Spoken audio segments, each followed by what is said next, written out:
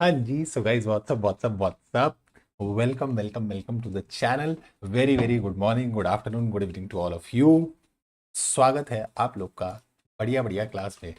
Very very good afternoon, good good good good afternoon, good afternoon Balram, good afternoon Nikhil, Chandan, Saumya, Yash, Nandini और प्यारे प्यारे बच्चे आए हैं, बड़े सारे प्यारे प्यारे बच्चे आए हैं आज।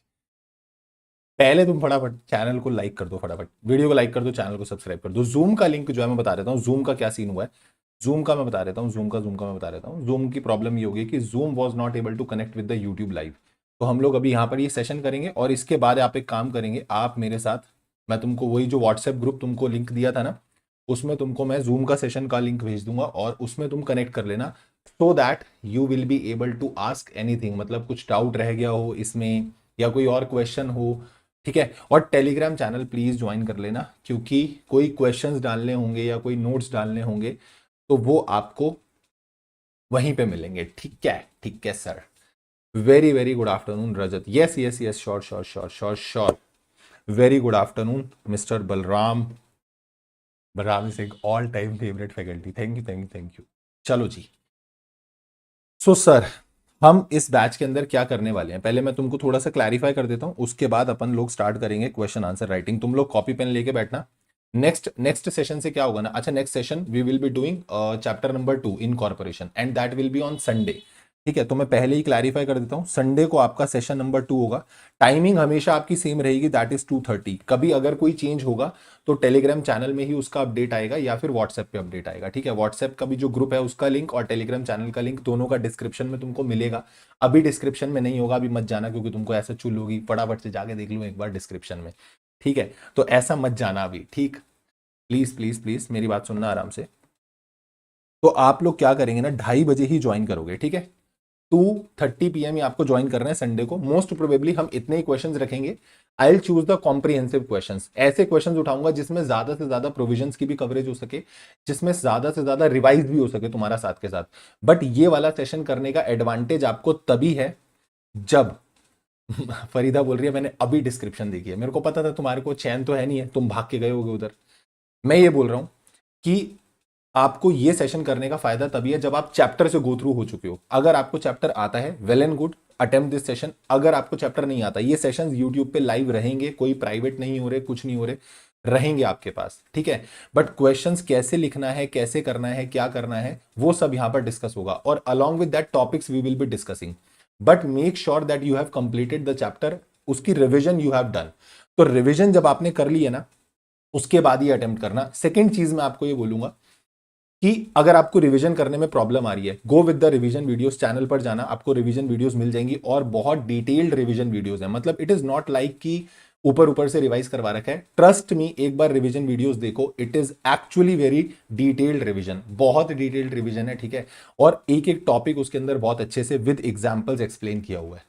सो अच्छे से उसका कवर हो जाएगा। अब सबसे बड़ी बात आती है, सर क्वेश्चन आंसर आप करवा दोगे, रिवीजन आप बोल रहे हो आपने डाल दी है, अब रह गए एमसीक्यू, क्योंकि 30 मार्क्स के तो एमसीक्यू भी आएंगे। तो एमसीक्यू का क्या होगा, तो उसके लिए मैं अभी ये अनाउंस कर देता हूं, what is, I am announcing that कि एमसीक्यू में आपको एक बुकलेट जो होगी ना, एमसीक्यू की पूरी बुकलेट, पीडीएफ उसकी, I will give you in the Telegram channel, ठीक है। वो एमसीक्यू की पीडीएफ तुमको मेरे टेलीग्राम चैनल पे मिल जाएगी। बट सर कब, संडे को ही मॉर्निंग में, संडे को मॉर्निंग में 10 बजे मैं उसकी वीडियो अपलोड कर दूंगा regarding the details of the sessions and PDF.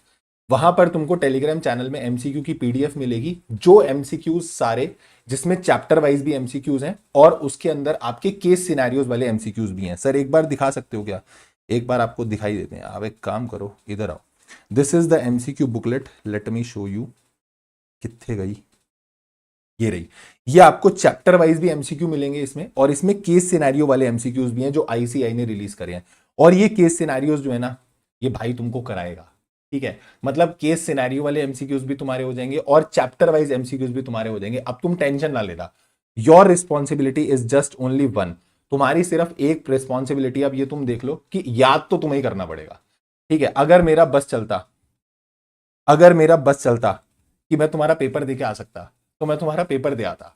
ठीक है, बट वो मेरे बस में नहीं है। I can not give your examination, you have to appear for your examination on your own.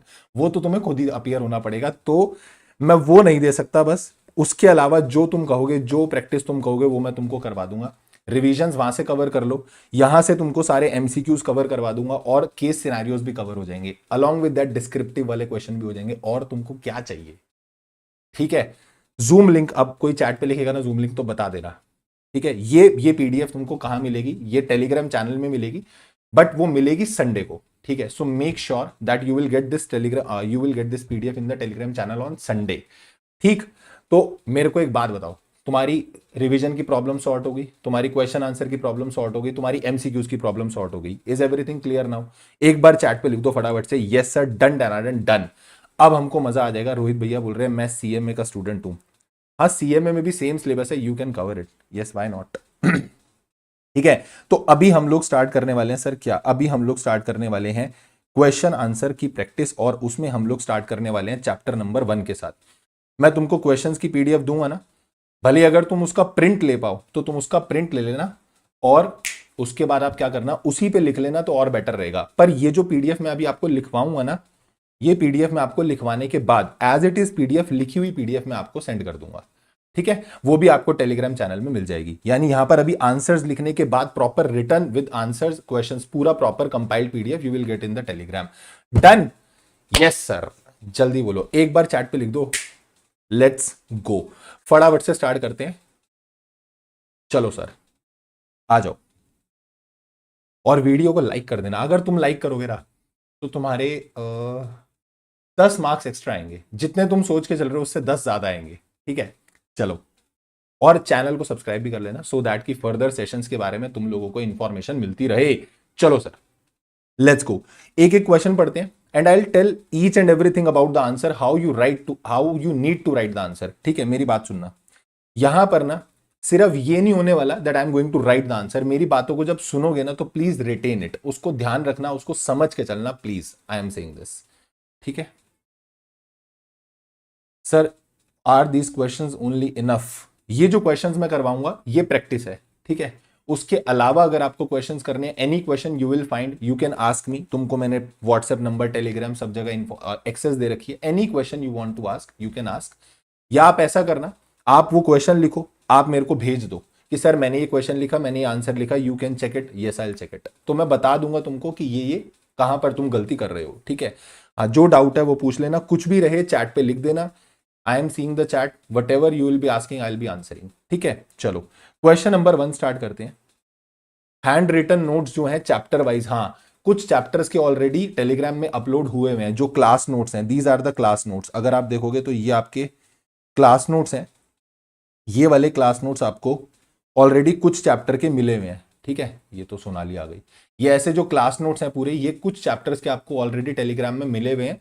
Jin chapters के नहीं डले हुए, सो 1-2 दिन में उसमें कुछ अपडेशन है, वो करके फिर मैं उसको टेलीग्राम में डाल दूंगा। तो क्लास नोट्स तुमको वहां से मिल जाएंगे जो रिवीजन वीडियोज में यूज हुए हैं। ठीक है, और बताओ, और कुछ चाहिए? नहीं सर, बस आ जाओ, let's begin with the question 1। अब आराम से सुनना ध्यान से, ठीक है, और साथ साथ लिखते चलना। साथ साथ लिखते चलना मेरे, प्लीज प्लीज प्लीज बेटा जी, साथ साथ लिखते चलना। Question number 1 is MNP private limited. एक तो एक चीज समझाता हूं शुरू में ही, जब भी कभी क्वेश्चन पढ़ो, read it from the very first word. आपको हमेशा फर्स्ट वर्ड से वो क्वेश्चन को पढ़ना है। ठीक है,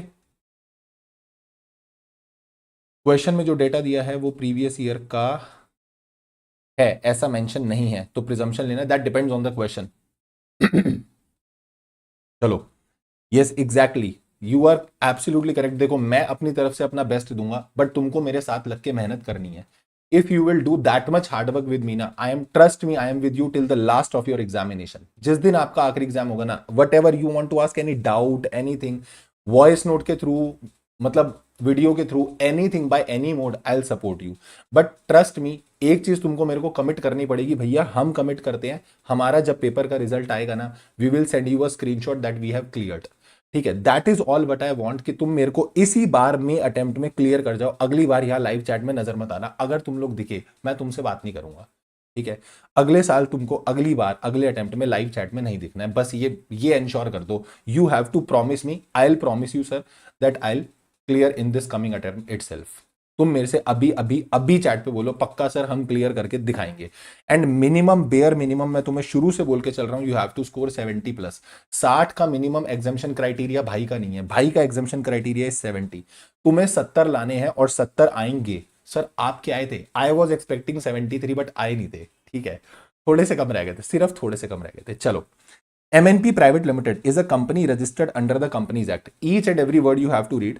आपने पढ़ा सर MNP Private Limited एक प्राइवेट कंपनी है, वो कंपनी रजिस्टर्ड है under the Companies act 2013 with a paid up share capital of ₹2 crore. 2 crore उस कंपनी की पेड अप शेयर कैपिटल है and turnover is 60 crore rupees. चलो चैट से इधर आ जाओ बेटा, अभी इधर आ जाओ, पढ़ाई कर लो।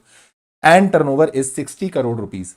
Explain the meaning of the small company and examine the following in accordance with the provision of Companies Act 2013. Question बोला कि भैया आप स्मॉल कंपनी का मीनिंग बताओ। तो अगर वो बोल रहा है स्मॉल कंपनी का मीनिंग बताओ, तो मेरे दिमाग में एक घंटी बज गई कि मुझे सबसे पहले स्मॉल कंपनी की डेफिनेशन तो लिखनी पड़ेगी। फटाफट से चैट पे लिख दो स्मॉल कंपनी की सेक्शन क्या होती है। What is the section of small company? Sir small company का सेक्शन होता है सेक्शन 2 क्लॉज। सेक्शन 2 क्लॉज, नमस्ते नमस्ते एवरीथिंग। सुनो सुनो, अब स्टार्ट कैसे करना है सुनो। सबसे पहले आप क्या करोगे, देखो आप ना क्या किया करो, जब आप आंसर लिखते हो ना तो आप आंसर बीच में लिखा करो। Like you will be given the sheet, आपको शीट मिलेगी ना, तो आप उसके आंसर को बीच में लिखना। लाइक 1 का ए है या 1 का बी है या एज द केस में भी जो भी क्वेश्चन आएगा।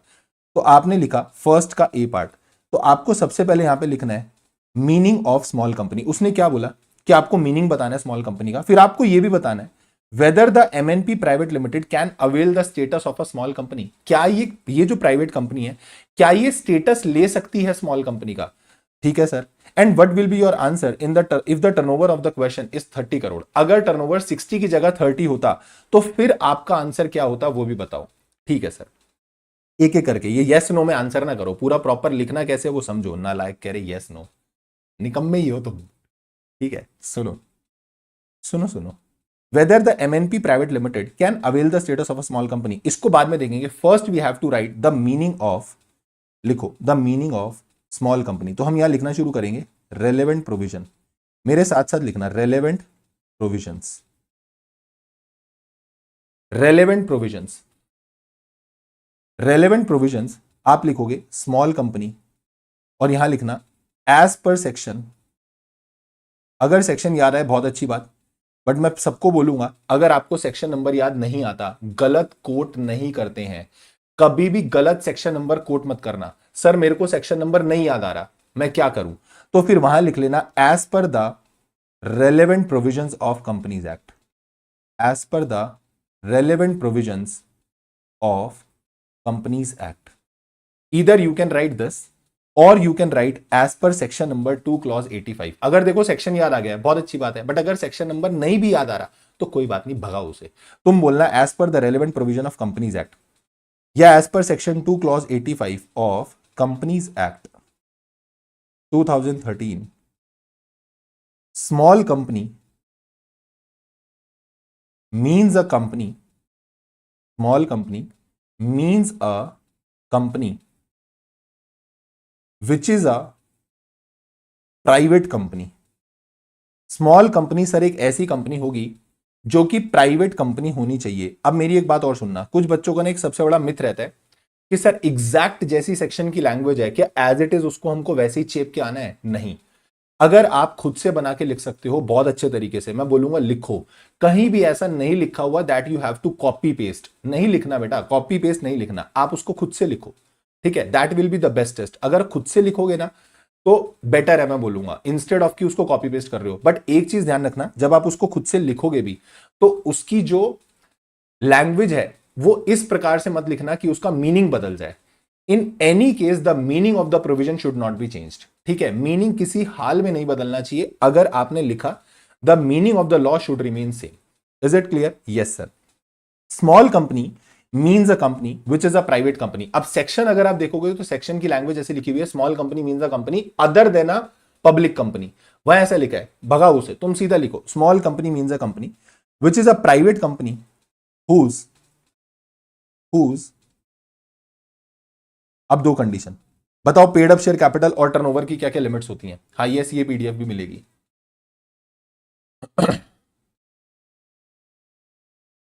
whose paid up share capital does not exceed whose paid up share capital does not exceed rupees whose paid up share capital does not exceed rupees 4 crores 4 crores or such higher amount as may be prescribed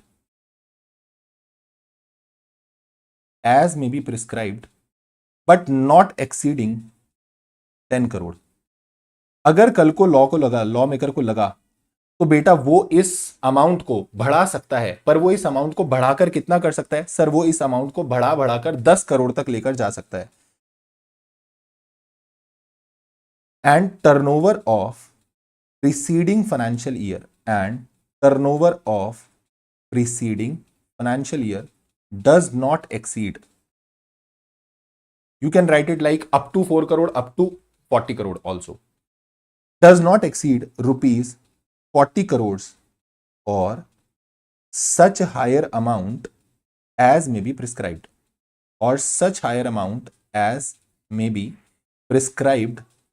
but not exceeding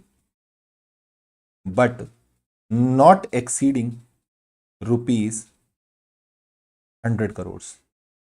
तो 4 करोड़ को बढ़ाकर कितना किया जा सकता है? 4 करोड़ को बढ़ाकर कितना किया जा सकता है सर? 10 करोड़। 40 करोड़ को बढ़ाकर कितना किया जा सकता है? 100 crore. Is it clear? Yes sir, yes you will get this soft copy. बार बार आप चैट में पूछोगे, I will not be able to write the answer. मेरा देखो मेन पर्पस क्या है, मैं कम टाइम में ज्यादा से ज्यादा आउटपुट दे पाऊं यहाँ पे, ठीक है। और एक हेल्प मेरी कर देना, बाकी सब लोग जितने लोग हैं चैट पे, कोई बच्चा अगर रिपीटेड क्वेश्चन पूछता है तो चैट में उसको आंसर कर दिया करो। ऐसा ईगोइस्टिक नहीं लेकर चलते, अबे हम थोड़ी बताएंगे, ठीक है। सुनो, तो प्राइवेट कंपनी है सर, वो प्राइवेट कंपनी होनी चाहिए, उसकी paid up share capital 10 crore, उसकी paid up share capital 4 crore से ज्यादा नहीं होनी चाहिए, और उसका जो टर्नओवर है वो 40 करोड़ से ज्यादा नहीं होना चाहिए, ठीक है sir. But section 2 clause 85 do not apply to section 2 clause 85 do not applies to. Sir ये किस पर अप्लाई नहीं हो सकता? ये सीएस वाले भी अटेंड कर सकते हैं। ये किस पर अप्लाई नहीं हो सकता? ठीक है, ये किस पर अप्लाई नहीं हो सकता? मैंने बोला पहला, अ होल्डिंग कंपनी और सब्सिडरी कंपनी। अगर आपकी कंपनी होल्डिंग है या सब्सिडरी है तो फिर भले ही आप क्राइटेरिया पूरा भी कर लो तो भी आप स्मॉल कंपनी नहीं बनोगे। दूसरा, सेक्शन 8 कंपनी। और तीसरा, कोई भी ऐसा body corporate governed by special act. This is the definition of small company. यहां तक समझ में आ गया? Yes sir. अब उसने आपसे पूछा है, बताओ question number 1, whether the MNP private limited can avail the status of small company. तो हम फर्स्ट क्वेश्चन का answer as per the provision लिखेंगे। प्रोविजन हमने लिख दिया, हाँ सर प्रोविजन हमने लिख दिया। अब इसके बाद हम क्या लिखेंगे? इसके बाद हम लिखेंगे observations and analysis. Facts and observation लिख सकते हो या ऐसे लिख सकते हो फैक्ट्स एंड एनालिसिस, जो आपका मन करे, अच्छा लगे। Facts and analysis, and what will write is, लिखो case 1, in the given case या इन द इंस्टेंट केस या इन द प्रेजेंट केस, जो आप लिखना चाहो। In the given case, in the given scenario, in the present scenario, in the present case, whatever you want to write. In the given case, MNP Private Limited is having paid up share capital, short forms मत use करना, पूरा proper लिखना, ठीक है। Paid up share capital is rupees 2 CR and turnover of preceding financial year is 60 CR. It has been observed that, अब मेरे को एक बार बताओ, इस कंपनी का पेड अप शेयर कैपिटल तो 2 करोड़ है और टर्नओवर कितना है? 60 करोड़। क्या इसकी दोनों लिमिट पूरी हो रही है? यहां पर बड़ा बड़ा लिखना बीच में एंड, क्योंकि सर ये दोनों लिमिट पूरी होनी चाहिए। आपका पेड अप शेयर कैपिटल भी 10 करोड़ से ऊपर, 4 करोड़ से ऊपर नहीं जाना चाहिए, और टर्नओवर भी 40 से ऊपर नहीं जाना चाहिए। Both the limit should be fulfilled. आपकी एक लिमिट से काम नहीं चलेगा, आपको दोनों लिमिट पूरी करनी पड़ेंगी। यहां पर क्या हुआ है, it has been observed that the company is complying company is complying with the criteria of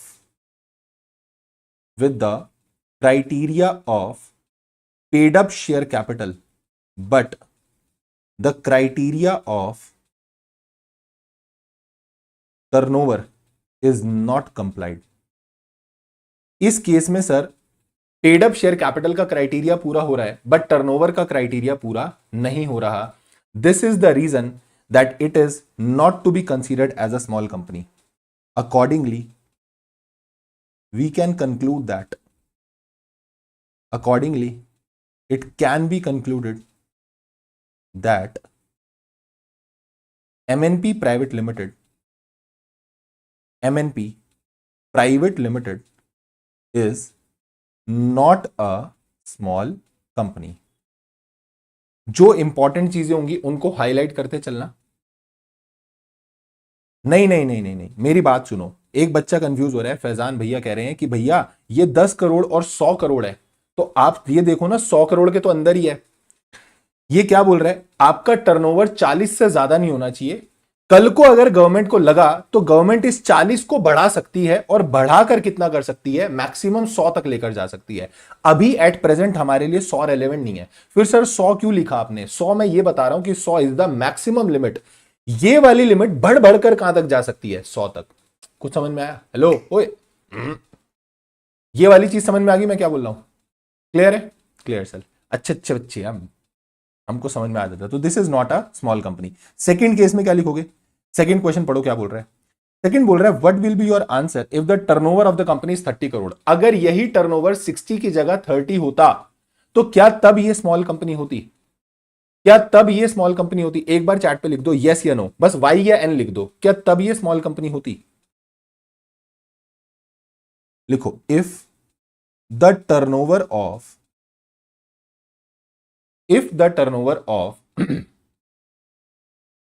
company was rupees 30 CR instead of 30 CR instead of, कितने प्यारे बच्चे हैं, इनको बोलो यस लिख दो, यस लिख दो। क्लास खत्म होगी ना, तो whatever feedback you must be having you have to comment it. बस ये ध्यान रखना कि जितना तुम लोग ऐसा शेयर करोगे, लाइक करोगे, कमेंट करोगे, that gives me encouragement and motivation to do more and more. So that is your responsibility. If the turnover of company was 30 crore instead of 60 crore, then the company would have complied with the criteria of, then the company would have complied the criteria of paid up share capital and turnover both. Then it can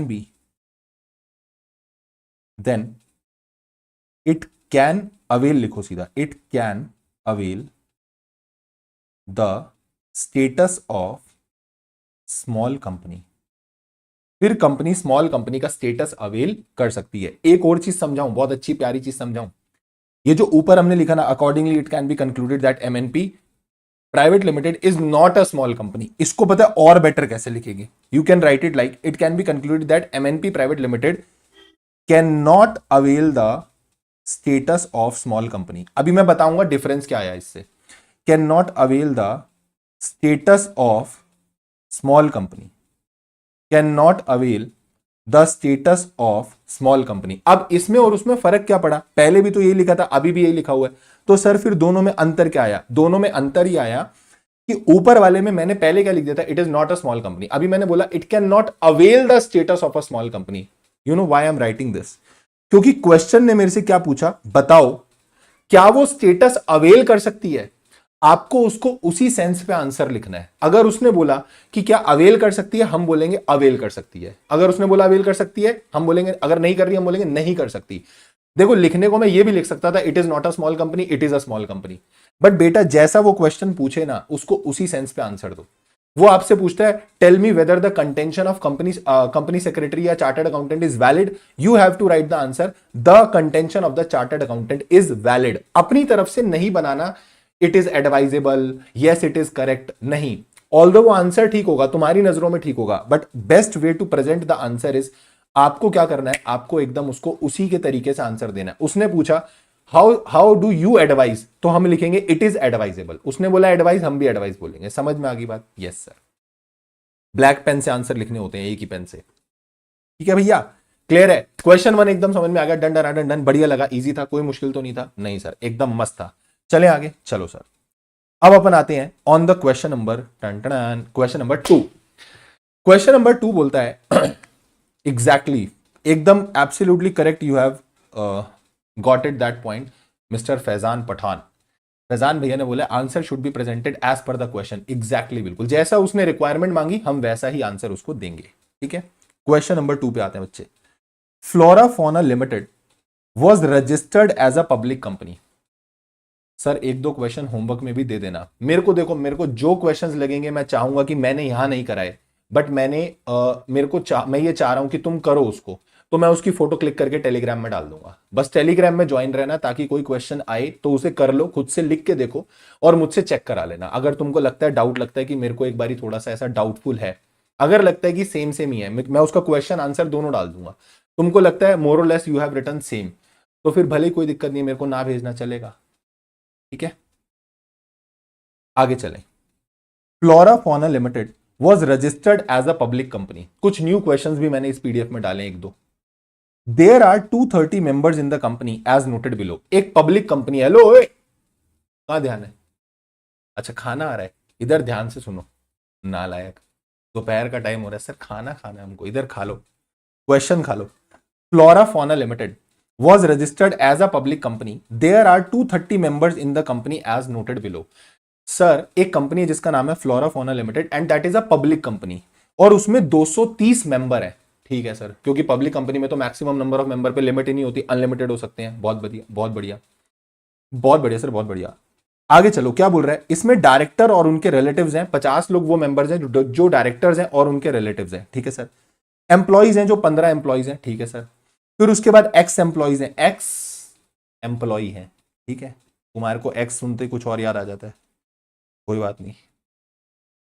these x is employees, very good भाई। कोई बंदे तो एकदम तड़ातड़ answer लिख देते हैं पहले। 5 couples है, वाओ, इसी का तो इंतजार था सर हमको। 5 कपल्स हैं holding shares jointly in the name of husband and wife, यानी दे आर 10 पीपल, बट वो ज्वाइंटली शेयर होल्ड करते हैं। लाइक एक कपल शेयर होल्ड कर रहा है, एक कपल अलग शेयर होल्ड कर रहा है, ऐसे ये शेयर होल्ड कर रहे हैं। Okay sir. And others are 145। You are required to tell board of directors of the company propose to convert it into a private company. Board of director चाह रहे हैं कि हम इसको प्राइवेट कंपनी में कन्वर्ट कर दें। एक बात बताओ, क्या प्राइवेट कंपनी में कन्वर्जन हो सकता है?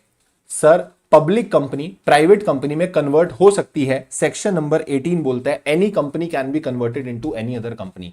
कोई भी क्लास ऑफ कंपनी किसी दूसरी क्लास ऑफ कंपनी में कन्वर्ट हो सकती है। हाँ सर, समझ में आ गया। बट पब्लिक कंपनी को यदि आप प्राइवेट कंपनी में कन्वर्ट करोगे तो देयर इज वन कंडीशन कि प्राइवेट कंपनी में मैक्सिमम नंबर ऑफ मेंबर 200 ही हो सकते हैं, 200 से ज्यादा नहीं हो सकते। ठीक है, बट यहां पर मेंबर कितने हैं? 230। तो should I need to reduce this number of member from 230 to 200? क्या मुझे इन 230 को 200 करना पड़ेगा, इनमें से कुछ मेंबर भगाने पड़ेंगे, या फिर ये ऑलरेडी 200 है? तो एक बार जरा चेक कर लेते हैं क्या ये ऑलरेडी 200 है एज पर प्राइवेट कंपनी। तो जब हम प्राइवेट कंपनी पढ़ते हैं सर, प्राइवेट कंपनी की डेफिनेशन दी होती है सेक्शन 2 क्लॉज 68। कहां दी हुई है? Section 2 clause 68। Section 2 related party का कोई रोल नहीं है यहां पे। Amatullah, related party is nowhere connected here. Section 2 clause 68 में प्राइवेट कंपनी की डेफिनेशन दी हुई है and that private company says that private company means a company in which there is a minimum paid up share capital which has been prescribed by the government, but उसके लिए अभी तक government ने कुछ भी प्रिस्क्राइब नहीं किया हुआ, and by its article of association, अपने आर्टिकल ऑफ एसोसिएशन के द्वारा, अपने आर्टिकल ऑफ एसोसिएशन के द्वारा 3 बातें लिखी होंगी उसमें। और उसमें से दूसरी चीज क्या होती है, limit. Limit the number of members maximum up to 200, जिसमें आप दो लोगों को काउंट नहीं करते, एक प्रेजेंट एम्प्लॉय को आप काउंट नहीं करते, दूसरा आप पास्ट एम्प्लॉय को काउंट नहीं करते who were member while in that employment and they continue to be the employee but they continue to be the member, they cease to be the employee but they continue to be the member। वो बंदे जो past में employment में थे और जब वो employment में थे वो मेंबर भी थे, बट अब वो बंदे क्या कर चुके हैं, वो एम्प्लॉयमेंट छोड़ चुके हैं बट वो अभी भी मेंबर हैं। तो ऐसे लोगों को हम कभी भी 200 की लिमिट में काउंट नहीं करते। तो मैं बोलूं ये 50 लोग तो प्राइवेट कंपनी के लिए भी मेंबर काउंट होंगे, कोई दिक्कत नहीं है। सर ये जो 15 लोग हैं, ये 15 लोग 200 की लिमिट में काउंट नहीं होंगे। वाई सो? वाई सो? क्योंकि सर ये प्रेजेंट एम्प्लॉय है। एहसान ने ना एक बहुत बहुत बढ़िया क्वेश्चन पूछा है, मैं भी उसका आंसर देता हूं ये पूरा करा के, ठीक है। Very good question you have asked. X employees जो पुराने एम्प्लॉय थे और तब वो मेंबर भी थे 10 लोग, तो मैं बोलूं ये भी काउंट नहीं होंगे, ये भी काउंट नहीं होंगे। 5 कपल्स जो लोग ज्वाइंटली शेयर होल्ड करते हैं, तो इनको 10 ना मान के हम इनको 5 मानेंगे और अदर मेंबर्स हो जाएंगे 145। तो अगर मैं इसको प्राइवेट कंपनी के हिसाब से मेंबर काउंट करने जाऊं तो मैं बोलूं 50 ये है, यस सर 50 ये है, फिर उसके बाद 5 ये हैं तो 55 और 145, सो 145 plus 55 it will B 200। And exactly इस कंपनी में 200 लोग हैं, तो क्या मैं इस कंपनी को कन्वर्ट करके प्राइवेट कंपनी नहीं बना सकता? बना सकता हूं, क्योंकि अगर मेरे को प्राइवेट बनाना है तो मुझे 200 मेंबर चाहिए और ये 200 ही है। तो मैं यहां लिखूंगा yes sir it is very much possible. Now how you have to write, मैं उसका आंसर देता हूं। The question what has been asked by Ehsan, उसने ये पूछा सर एक बात बताओ, एहसान भैया ये पूछ रहे हैं कि सर एक बात बताओ, हमको कितना पार्ट लिखना होता है, क्या हमको फुल डेफिनेशन लिखनी है? नहीं, we need not to write the full definition. अब एक चीज सोचो, एक रिलेटेड पार्टी का क्वेश्चन आया तो आप क्या रिलेटेड पार्टी के सारे क्वेश्चंस लिखने, मतलब सारे पॉइंट्स लिखने बैठ जाओगे? नहीं, you just have to write the relevant point जितना आपके आंसर के लिए रेलेवेंट है। पूरा आपको सारा लिखने की आवश्यकता नहीं होती है। मेरी बात समझ में आई? Yes sir. So the board of directors of company proposes, अब आप बताओ आंसर कैसे लिखोगे? तो हम सबसे पहले लिखेंगे the definition of private company, answer लिखेंगे यहां पे, और आंसर आप लिखना बीच में बिल्कुल ऐसे, आंसर नंबर 2, ठीक है। प्रॉपर खुला खुला अच्छे से पेपर करके आना है, कहीं कंजेस्टेड पेपर नहीं करना होता, आराम से पेपर करना अच्छे से, एकदम neat and clean you have to give your exam. I will show you my sheet also the way you have to present the answer, ठीक है, मैं किसी ना किसी सेशन में दिखा दूंगा। चलो हाँ, तो तन्वी एक चीज सोचो ना, यू आर सेइंग दैट कोई मेन प्रोविजन रह ना जाए, that you have to assess over there, कि आपको ये सोचना पड़ेगा ना, मेरे को ये आंसर देखो, मेरे को केस समझ में आ गया, क्वेश्चन पढ़ के वो मेरे से क्या पूछ रहा है, I have to learn this ना, कि मेरे को ये समझाने के लिए किस पॉइंट की जरूरत है, that is only I have to write. मेरे को अलग से और कुछ लिखने की जरूरत ही नहीं है, ठीक है। ठीक है सर, लिखो रेलेवेंट प्रोविजन। अब पहले क्या लिखोगे? पहले लिखेंगे सर हम यहां पे प्राइवेट कंपनी की डेफिनेशन, तो एज पर सेक्शन, अब वही लिखोगे as per section 2 clause 68, section याद करते चलना, as per section 2 clause 68 of companies act 2013, companies act 2013, as per section 2 clause 68 of companies act 2013 states that private company is a company, private company means a company, sir private company एक कंपनी है, having minimum paid up share capital as may be prescribed, having minimum paid up share capital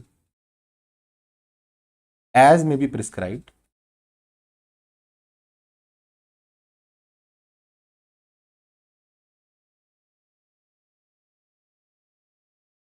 and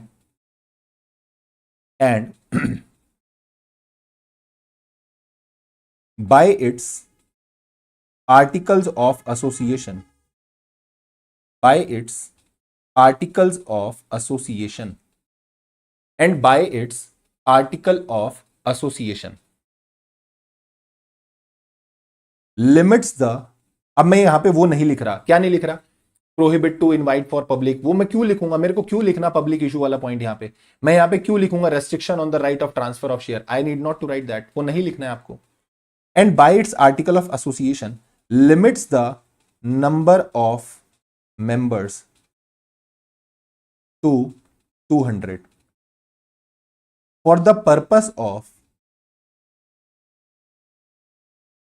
counting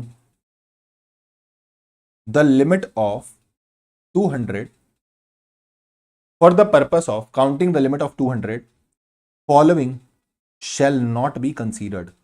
आपको इनको consider नहीं करना। Following shall not be considered, sir हम इनको consider नहीं करेंगे। किस किस को कंसीडर नहीं करोगे बेटा जी? पहला, प्रेजेंट एम्प्लॉय, या ऐसे लिखो, members who are in employment of company, members who are in employment of company. मैं तुमको एक और चीज सजेस्ट करूं, ये सेशंस लाइव मेरे साथ कर लोगे ना तो कर लोगे, रिकॉर्डिंग्स पे जाओगे ना कुछ नहीं होने वाला। तो कोशिश करना कि साथ साथ अटेंड करना जब जब होगा, ठीक है? कोशिश करेंगे डेली रखेंगे। जैसे छोटा चैप्टर होगा ना तो उसको अगले ही दिन रख देंगे, बट बड़े चैप्टर होंगे तो मैं तुमको टाइम दूंगा लिखने के लिए, मतलब प्रिपेयर करने के लिए, रिवीजन करने के लिए। हाँ, yes, you can write it like ABC also. Members who are in employment and, और किसको काउंट नहीं करना? मेंबर्स हु वर, या रुको ऐसे लिखो, रुको रुको रुको, employees, employees who were formerly in employment. Formerly in employment का मतलब होता है पहले कभी एम्प्लॉयमेंट में थे। Formerly in employment and they were members during employment, now ceased to be, now continued to be a member after cessation of employment। अब employment तो सीज हो गई सर, पर वो बंदा अभी भी क्या बन के चल रहा है? अभी भी वो बंदा मेंबर जो है बन के चल रहा है। क्लियर है यहां तक? जल्दी बोलो। Done done done done done sir, यहां तक हमको समझ में आ गया। अब क्या करना है? अब हमको करना है, ये तो हो गया अपना रेलेवेंट प्रोविजन, ठीक है? अब हम आएंगे फैक्ट्स एंड ऑब्जर्वेशन पे। फैक्ट्स एंड ऑब्जर्वेशन, या facts and analysis you can right also, ठीक है? इन द गिवन केस,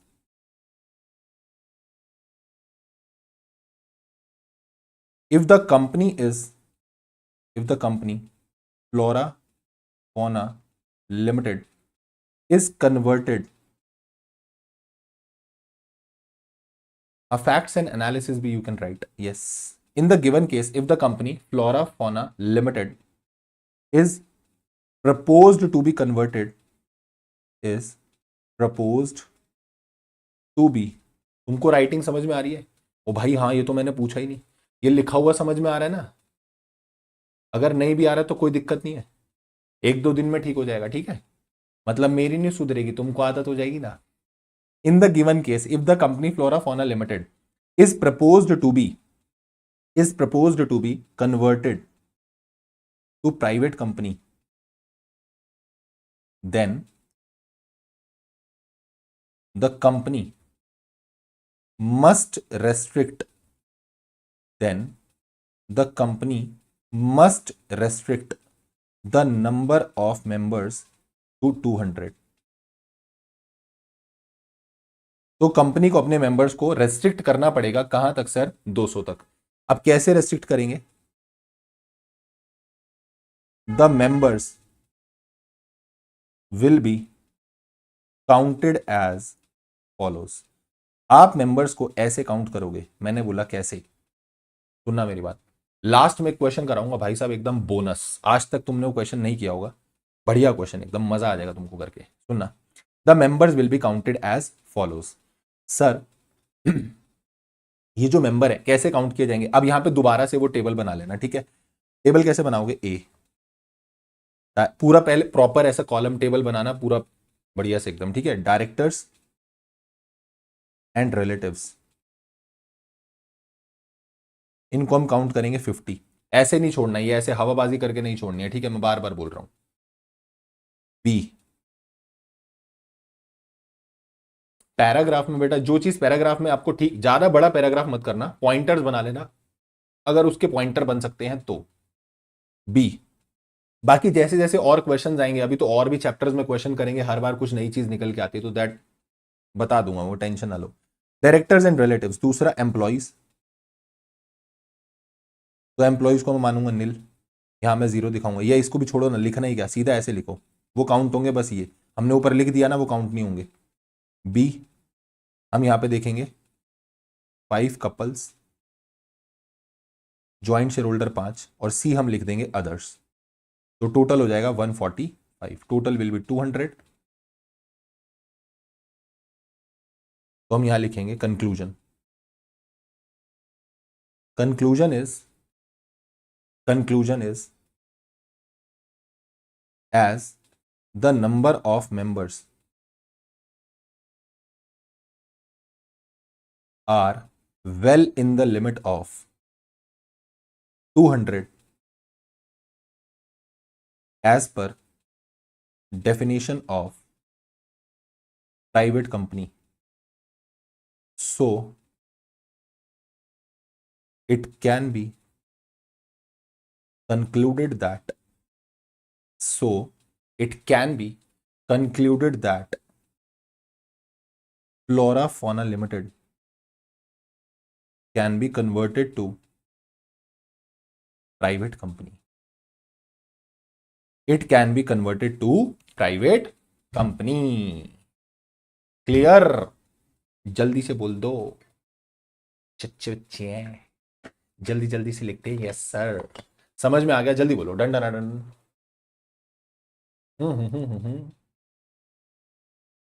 ले बोलते दो।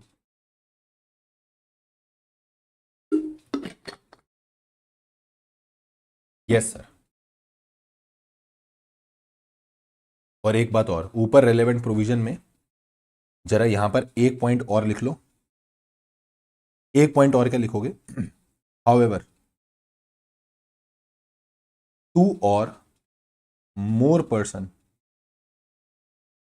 holding shares jointly shall be considered as one. दो या दो से ज्यादा लोग सर अगर ज्वाइंटली शेयर करेंगे होल्ड, तो फिर हम उसको 1 कंसीडर करेंगे। क्या सर? चले आगे, नेक्स्ट क्वेश्चन के लिए रेडी हो? धुआंधार एकदम रेडी? लीजिए, आराम से सुनना। Referring the relevant provision of companies act 2013, examine whether the following companies will be considered as listed company और अनलिस्टेड कंपनी। बताएं सर कि ये लिस्टेड कंपनी है या अनलिस्टेड कंपनी है। 4 to 5 मार्क्स, 5 नंबर का पूछा जा सकता है, 4 नंबर का पूछा जा सकता है, इससे ऊपर नहीं आएगा। ठीक है, ये क्वेश्चन भी जो आएगा it will B of 4 to 5 marks. कोई बड़ा क्वेश्चन रहेगा ऐसा तो मैं बता दूंगा, ठीक है, बट आपके पेपर में कोई भी ऐसा बड़ा क्वेश्चन आता नहीं है। बल्कि अब तो ऐसा ट्रेंड हो गया कि जो क्वेश्चन 4-5 नंबर के आने चाहिए वो ये 3-3 नंबर 2-2 नंबर में पूछ लेते हैं, क्योंकि पेपर का pattern will be like that. वो आप पेपर का पैटर्न अगर देखोगे तो 5 मार्क्स का क्वेश्चन, 5 मार्क्स का देखो 6 क्वेश्चन आएंगे, ठीक है। Out of that 6 question you have to attempt 5, जिसमें से फर्स्ट कंपलसरी होगा, और 14-14 नंबर के आपको 5 क्वेश्चन करने होंगे, क्योंकि 30 marks will be MCQ, 70 number का पेपर होगा। तो 14 नंबर कैसे डिवाइड होता है? 5-5-4। बस किसी किसी क्वेश्चन में ऐसे होगा 5-5-4 की जगह भी 5-5-2-2, मतलब उसके अंदर भी 2 क्वेश्चन होंगे 2-2 मार्क्स के। तो आपको ऐसा कोई क्वेश्चन नहीं मिलने वाला जो 8-10 नंबर का आएगा, ठीक है। सीएमए में पैटर्न थोड़ा सा अलग है। सीएस में भी 8-8 मार्क्स के क्वेश्चंस आते हैं सीएस में, सीएमए में 7-8 के पूछ लेते हैं, बट सीए में नहीं रहेगा, 5-5-4 विल बी देयर, ठीक है। Referring the relevant provision of companies Act, examine whether क्या ये कंपनी लिस्टेड कंपनी या अनलिस्टेड कंपनी। लिस्टेड कंपनी का सेक्शन लिख दो एक बार फटाफट।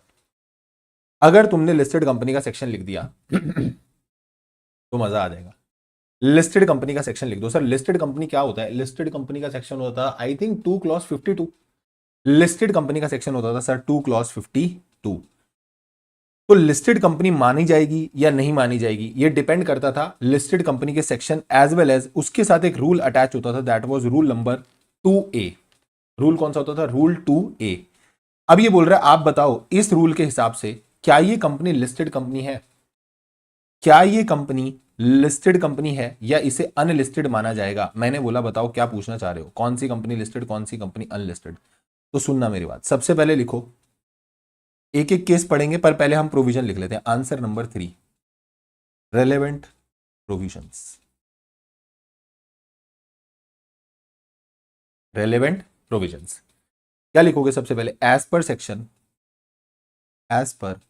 Section 2 clause 52 of companies Act. अब देखना कितना प्यारा आएगा ऐसे एकदम, आंसर देखना कैसे लिखोगे। As per section 2 clause 52 of the Companies act 2013, listed company means a company whose securities are listed on any recognized stock exchange। कोई भी क्वेश्चन कराते समय अगर मैं तुमको कोई टॉपिक समझा रहा हूं और आपको ऐसा लगता है कि आपने नहीं पढ़ा हुआ वो टॉपिक, क्योंकि मैं अभी क्वेश्चन में, देखो मैं यहाँ पूरा टॉपिक तो खोलने नहीं वाला, मैं क्वेश्चन कराऊंगा, क्वेश्चन कराते समय जितना रेलेवेंट चीज होगी मैं एक्सप्लेन करूंगा, बट आपको ऐसा लगता है कि कोई पर्टिकुलर टॉपिक सर ने अभी बोला था बट मैं कनेक्ट नहीं कर पाया सर ने क्या बोला। मैं बोल रहा हूं तुमको रिवीजन वीडियोस में जाना, गो टू दैट चैप्टर, वो टॉपिक वहां पे फॉर श्योर बहुत बेहतरीन तरीके से समझाया होगा, उसको वहां से देख लेना। तो घबराना मत कि कोई टॉपिक ही मुझे समझ नहीं आया, मेरा क्वेश्चन भी गया, कुछ नहीं जाएगा, ठीक है। As per Section 2 Clause 52 of the Companies Act 2013, listed company means a company whose securities are listed on recognized stock exchange। जिसकी security sir recognized stock exchange पर क्या होती है? listed होती है, ठीक है सर। आगे बोला as per rule 2A, as per rule 2A of companies. अगर रूल का नाम याद हो लिख देना, ना याद हो कोई बात नहीं, मत लिखना। फिर एक तरीका बताऊं फिर कैसे लिखना। अगर मान लो आपको रूल का नाम नहीं याद आ रहा, how you have to right?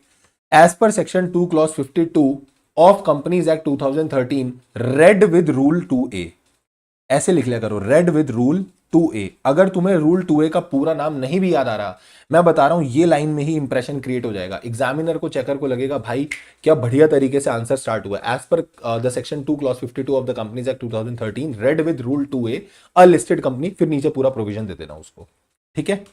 So as per rule 2A of Companies, अगर तुमको रूल का नाम याद है तो लिख देना, कोई दिक्कत नहीं है, ठीक है। Companies specification of definition rules 2014 बोला किस किस को following companies shall not be considered as listed company. Following company shall not be considered as listed company. Sir हम इनको लिस्टेड कंपनी नहीं मानेंगे। मैंने बोला किसको लिस्टेड कंपनी नहीं मानोगे? पहला, ये मैं तुमको याद कराऊं, मेरी बात सुनो। तीन तरीके की कंपनी होती है जिनको हम लिस्टेड नहीं मानेंगे, मेरे साथ अभी याद कर लो। सर कौन सी तीन company? Private company private placement से नॉन कन्वर्टिबल डेट लाकर लिस्ट कराती है तो लिस्टेड नहीं होती। पब्लिक कंपनी, पहला याद हो गया, प्राइवेट कंपनी प्राइवेट प्लेसमेंट से नॉन कन्वर्टिबल डेट लाकर लिस्ट कराती है तो लिस्टेड नहीं होती। पब्लिक कंपनी प्राइवेट प्लेसमेंट से नॉन कन्वर्टिबल डेट लाकर लिस्ट कराती है, लिस्टेड नहीं होती। पर ऐसी पब्लिक कंपनी जिसका इक्विटी शेयर लिस्ट नहीं होना चाहिए। फिर ऐसी पब्लिक कंपनी जिसका इक्विटी शेयर लिस्ट नहीं है, वो पब्लिक कंपनी प्राइवेट प्लेसमेंट से non convertible redeemable preference share लाकर लिस्ट करा देती है, वो लिस्टेड नहीं होती। और अगर कोई ऐसी पब्लिक कंपनी जिसका इक्विटी शेयर लिस्ट नहीं है सर, वो पब्लिक कंपनी प्राइवेट प्लेसमेंट से ये दोनों लाकर लिस्ट करा देती है, तो फिर हम उसे लिस्टेड नहीं मानेंगे। और एक लास्ट, ऐसी पब्लिक कंपनी जिसका इक्विटी शेयर इंडिया में लिस्टेड नहीं है बट आउटसाइड जुरिस्डिक्शन कहीं पर इंडिया के बाहर किसी जुरिस्डिक्शन में लिस्टेड है, which is mentioned in section 23, तो हम उसे लिस्टेड नहीं मानेंगे। तो लिखो, पहले लिखो पब्लिक कंपनी के बारे में। कौन सी पब्लिक कंपनी लिस्टेड नहीं होती? Public company whose equity share is not listed, जिसका सर इक्विटी शेयर लिस्टेड नहीं है। ऐसी पब्लिक कंपनी जिसका इक्विटी शेयर लिस्ट नहीं है by the way of private placement, या यहां मत लिखो तो ऐसे लिख लो, जिसका इक्विटी शेयर लिस्टेड नहीं है, सच कंपनी।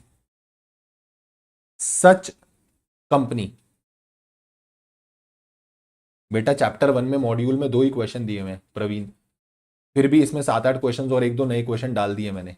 तो जो बड़े चैप्टर होंगे टेंशन ना ले, ऐसा ना सोचो कि मैं 5-5 ही क्वेश्चन कराने वाला हूं। जिसके बड़े, जिसमें 50 क्वेश्चन है तो उसमें क्वेश्चन भी ज्यादा होंगे। ठीक है। Public company whose equity shares is not listed, such company gets listed. क्या लिस्ट कराया इन्होंने? A, non convertible redeemable preference share issued non-convertible redeemable preference share issued on private placement basis। इसके आगे ना एक सेबी की रेगुलेशंस लिखी हुई है। अगर सेबी की रेगुलेशन का नाम याद आए तो लिख देना, ना आए कोई आफत नहीं आ रही, ऐसे लिख देना एज पर सेबी रेगुलेशंस। ठीक है। अगर नाम याद आ जाए राइट इट डाउन, अगर ना याद आए तो फिर वहां लिख देना एज पर सेबी रेगुलेशन, क्योंकि मैंने अपने लेक्चर्स में भी बोला हुआ है वो जो रेगुलेशन का नाम यहां लिखा हुआ है ना वो गलत है। सर बुक में गलत है? कहां गलत है? आपकी बुक में गलत है, लॉ में ही गलत लिखा है। अच्छा, अब आप लॉ को ही गलत बोलोगे? कितने चंट हो गए आप। मेरी बात सुनो, ये जो रेगुलेशन का नाम आपको यहां पे लिखा हुआ है ना, रिवीजन वीडियो में भी इंस्टेड मैंने ये पॉइंट आउट किया हुआ है, वो रेगुलेशंस पहले हुआ करती थी, आज के समय पे नहीं होती। But I don't know why the ministry is not changing, amendment आ जाएगी कभी ना कभी। ठीक है। Non convertible redeemable preference share issued on private placement basis as per वो सेबी रेगुलेशंस। ठीक है। Second, non convertible debt security, non convertible debt securities, non-convertible debt securities issued on private placement basis, private placement basis as per SEBI regulations। and third, both of the above categories। इतना ही लिख देना, both of the above categories, both of above categories। फिर private company का बताओ क्या लिखोगे? B. Private company में क्या लिखोगे? प्राइवेट कंपनी में sir, private company whose NCD securities, non-convertible debt securities is listed, whose NCD securities issued by way of private placement, PP बोले तो private placement, issued by way of private placement, private company whose NCD securities issued by way of private placement is listed, उसे हम listed नहीं मानेंगे। And third, मैं बता रहा हूं चैतन्य, मैं बता रहा हूं, आ रहा हूं उस पर। थर्ड, मैं क्योंकि एक बार पूरा प्रोविजन लिखवा रहा था इसलिए मैंने लिखवा दिया, let me tell. See, public company whose equity share is not listed in India but whose equity share is listed outside India,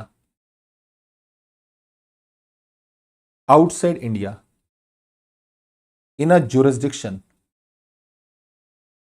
as per section 23। तो हम इन्हें लिस्टेड नहीं मानते। सर किस किस को लिस्टेड नहीं मानते, वो हमको क्लियर हो गया। अब आपको क्वेश्चन देख के बताना है कि बताओ ये कंपनी लिस्टेड है या नहीं है। मैंने बोला आओ पढ़ते हैं। अब हुआ क्या है, जो ये क्वेश्चन है ना, इस क्वेश्चन में तीनों क्वेश्चन पब्लिक कंपनी के हैं, सिर्फ यहां पर प्राइवेट कंपनी का क्वेश्चन ही नहीं है। तो चैतन्य जो था वो ये पूछ रहा था कि सर ये जो प्राइवेट कंपनी वाला पॉइंट हम लिख रहे हैं ये नहीं भी लिखेंगे तो चल जाएगा? यस एब्सोल्युटली, अगर आप ये दोनों पॉइंट भी लिखोगे तो चल जाएगा, बट अगर आपने पूरा कंप्लीट प्रोविजन भी दे दिया तो गलत नहीं है। ठीक है। तो एक बार आप क्वेश्चन देख सकते हो, आपको लगा कि भैया तीनों ही क्वेश्चन पब्लिक वाले हैं, मेरे को प्राइवेट वाला कोट ही नहीं करना है, तो फिर मैं वो वाला रेलेवेंट पॉइंट डालूंगा भी नहीं तो भी चल जाएगा। ठीक, ऐसा मत समझना कि हमने अधूरा सेक्शन लिखा, मैं बार बार बोल रहा हूं। ठीक है सर, पहला क्वेश्चन पढ़ेंगे। ABC limited has listed it's non convertible debt security issued on the private placement basis. क्या इसको, और देखो क्वेश्चन ने तुम्हें लिस्ट, यहां पे रेगुलेशन का नाम दिया हुआ है तो तुम्हारा काम आसान हो गया, यहां पर तुम वही चेप देना। तुमको क्या करना है, समझे मेरी बात, वही उठा के चेप देना। अरे हाँ सर, चेप देंगे, ठीक है। सीएचजी लिमिटेड, हम इसको लिस्टेड नहीं मानेंगे। सीएचजी लिमिटेड, इसने non convertible redeemable preference share list कराया, प्राइवेट प्लेसमेंट बेसिस पे लाई थी, नहीं मानेंगे लिस्टेड। पीआरएस लिमिटेड, जिसका इक्विटी शेयर इंडिया में तो लिस्ट नहीं है बट इंडिया के बाहर लिस्टेड है इन द सेक्शन 23 ज्यूरिसडिक्शन, तो हम इसको भी लिस्टेड नहीं मानेंगे। तो as per the above facts and provisions, मैं बोलूंगा इन अकॉर्डेंस ऑफ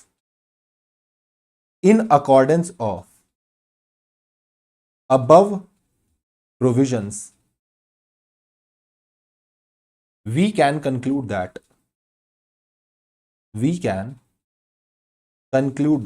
बताओ कौन सी लिस्टेड है, कौन सी अनलिस्टेड है? सर तीनों ही क्या मानी जाएंगी? अनलिस्टेड मानी जाएंगी। नॉट लिस्टेड नहीं बोलते, फर्स्ट सेकंड थर्ड। तो हम लिखेंगे तीनों कंपनी का नाम। First is ABC limited, second is CHG and third is PRS. तो first ABC limited, CHG limited and PRS limited, और तीनों के साथ हम लिख देंगे is an unlisted company. Sir ये अनलिस्टेड कंपनी मानी जाएगी, ये अनलिस्टेड कंपनी मानी जाएगी।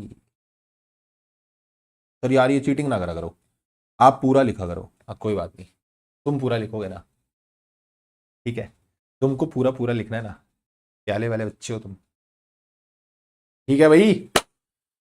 ओए ओए क्या हुआ, क्या हुआ? बढ़िया चल रहा है एकदम। ये तो कॉपी पेस्ट हो गया, काश तुम भी पेपर में ऐसा कर सकते। नहीं सेट है मामला, जल्दी बोल दो यहां तक, डी डी डी लिख दो, D D D, done done done done. अपन आगे बढ़ सकते हैं, अगले क्वेश्चन पे चल सकते हैं। यस सर, अगले क्वेश्चन पे चल सकते हो भाई साहब। अच्छा क्वेश्चन है, अच्छे से पढ़ेंगे इसको, अच्छे से पढ़ेंगे इसको, अच्छे से पढ़ेंगे। सुनना, Yash limited is unlisted public company. Okay sir, okay sir, Yash limited एक अनलिस्टेड पब्लिक कंपनी है, ठीक है। इसके 5 डायरेक्टर्स हैं in its board, includes 2 independent director. Total 5 director हैं जिसमें से 2 इंडिपेंडेंट डायरेक्टर्स हैं, right sir. Sony private limited is a subsidiary of Yash limited. एक दूसरी कंपनी है सोनी लिमिटेड, प्राइवेट कंपनी है वो, और वो कंपनी जो है वो यश लिमिटेड की सब्सिडरी है। Okay sir. Actively carrying on the business, having paid up capital of 1.5 CR with 40 member and turnover of 18 crore. Paid up share capital is 1.5 CR and turnover is 18 crore. मुझे ये थोड़ा थोड़ा hint देता हुआ लग रहा है कि ये स्मॉल कंपनी की तरफ ले जाएगा। In the context of aforesaid case scenario, please answer to the following questions. अब आपने ऊपर वाला पढ़ लिया है, और अब हमको आंसर करना है क्या? Whether Sony Private Limited is mandatorily required to prepare cash flow statement. ओ अब ये कहां ले गया आपको? कैश फ्लो स्टेटमेंट की तरफ। सर फाइनेंशियल स्टेटमेंट की डेफिनेशन हमको दी होती है, फाइनेंशियल स्टेटमेंट्स की डेफिनेशन दी हुई है सेक्शन 2 क्लॉज 40 में। और एक बार जरा याद करेंगे फाइनेंशियल स्टेटमेंट क्या होता था। अगर मैं तुमको बुक में दिखाऊं कि फाइनेंशियल स्टेटमेंट क्या होता था, तो सर फाइनेंशियल स्टेटमेंट होता था कुछ ऐसा ऐसा मामला। फाइनेंशियल स्टेटमेंट होता था कुछ ऐसा ऐसा मामला। फाइनेंशियल स्टेटमेंट में आती थी सर 5 चीजें। पहला बैलेंस शीट, दूसरा profit and loss account. First is balance sheet, second is profit and loss account. अगर आप एनपीओ हो तो it will be income and expenditure. Third is cash flow statement आएगा। Fourth statement of changes in equity आएगा, और fifth उसके explanatory notes आएंगे। पर ये क्वेश्चन जो है ना वो है भैया प्रोवाइजो पे, और प्रोवाइजो ये बोलता था कि अगर 4 कंपनी चाहें तो वो अपने फाइनेंशियल स्टेटमेंट्स में कैश फ्लो नहीं भी इंक्लूड करेंगी तो चलेगा। मैंने बोला कौन सी 4 कंपनी, तो बोले एक डोरमेंट कंपनी, एक ओपीसी, एक स्मॉल कंपनी, और एक आपकी ऐसी कंपनी जो कि स्टार्टअप हो। ऐसी कंपनीज को क्या नहीं करना, अगर उनकी मन हो तो उनको कैश फ्लो स्टेटमेंट इंक्लूड करने की जरूरत नहीं है, तो भी उनका वैलिड कंप्लायंस होगा। Is it clear? Yes sir. ये हमको सेक्शन तो आ गया याद। अब क्वेश्चन क्या पूछ रहे हैं? वेदर सोनी लिमिटेड इज, अच्छा ठीक है चलो बता देंगे। Provide your answers by analysing Sony private limited into following categories of company. Suppose करो कि सोनी प्राइवेट लिमिटेड इन कैटेगरी में फिट होती है, तो आप आंसर बताइए कि क्या इनको कैश फ्लो चाहिए होगा या नहीं चाहिए होगा। अब आप मेरे को बताओ, अगर ये ओपीसी है, तो क्या इसको कैश फ्लो बनाने की आवश्यकता है? हाँ जी, अगर ये ओपीसी है तो क्या इसको कैश फ्लो बनाने की आवश्यकता है? सर मैं बोलूंगा सोनी प्राइवेट लिमिटेड ओपीसी हो ही नहीं सकती। पूछो क्यों? पहले पूछो तो क्यों, चल क्यों? ऊपर लिखा तो है, ये कंपनी 40 मेंबर के साथ ऑपरेट कर रही है। 40 members is not 1 person company ना। तो 40 मेंबर है सर इसके अंदर, ये ओपीसी हो ही नहीं सकती, और अगर ये ओपीसी नहीं हो सकती तो इसको तो बनाने पड़ेंगे। तो as per this point I can say yes, yes it is not an OPC. क्योंकि ये ओपीसी नहीं है तो इसको भैया कैश फ्लो स्टेटमेंट बनानी पड़ेगी। ठीक है, आगे चलना। अगर ये स्मॉल कंपनी है, चेक करो क्या ये स्मॉल कंपनी है, चेक करना जरा क्या ये स्मॉल कंपनी है। अब तुम सोचोगे स्मॉल कंपनी के लिए लगता था सेक्शन 2 क्लॉज 85 बोलता था कि अगर paid up share capital 4 crore तक है और टर्नओवर 40 करोड़ तक है, दोनों कंडीशन पूरी हो रही है, तो हम बोलेंगे yes it is a small company. क्या ये स्मॉल कंपनी है? हम बोलेंगे स्मॉल कंपनी नहीं है। पूछो क्यों? क्योंकि सर ये कंपनी जो है ये सब्सिडरी कंपनी है, और होल्डिंग सब्सिडरी के केस में स्मॉल कंपनी नहीं लगता। ये कंपनी एक सब्सिडरी कंपनी है, तो मैं बोलूंगा ये स्मॉल कंपनी भी नहीं है। तो भैया इस बेसिस पे भी ये प्रूव हो गया कि तुझे कैश फ्लो तो बनाना पड़ेगा। क्या ये डोरमेंट कंपनी है? डोरमेंट कंपनी वो होती है जिसका एक्टिवली कोई बिजनेस होता ही नहीं है। डोरमेंट कंपनी वो होती है जिसका एक्टिवली कोई बिजनेस होता ही नहीं है, पर ये कंपनी तो धंधा कर रही है, ये तो टर्नओवर कमा रही है भैया, 18 करोड़ का टर्नओवर है। Actively carrying on its business, clearly question में लिखा है actively carrying on its business. If the company is actively carrying on the business then why you can say कि भैया ये डोरमेंट है। डोरमेंट तो नहीं है, तो इसका मतलब कैश फ्लो बनाने हैं। Private company respectively, private company कौन सी होती है? जो स्टार्टअप होती है। क्या ये प्राइवेट कंपनी स्टार्टअप है? क्या ये प्राइवेट कंपनी स्टार्टअप है? नहीं सर। अगर ये कंपनी इन चारों में से किसी कैटेगरी में फिट नहीं हो रही है तो we are concluding this that this company is required to make the cash flow statement mandatorily. आपको कैश फ्लो स्टेटमेंट बनाने पड़ेंगे। अब सर आप एक बार जरा इसका आंसर लिखवाओ हमें कि कैश फ्लो स्टेटमेंट कैसे बनाने पड़ेंगे और क्यों बनाने पड़ेंगे। लिखना, आंसर लिखेंगे मेरे साथ। लिखो बेटा, पहले आप लिखेंगे सॉल्यूशन, आंसर लिखो, answer number 4।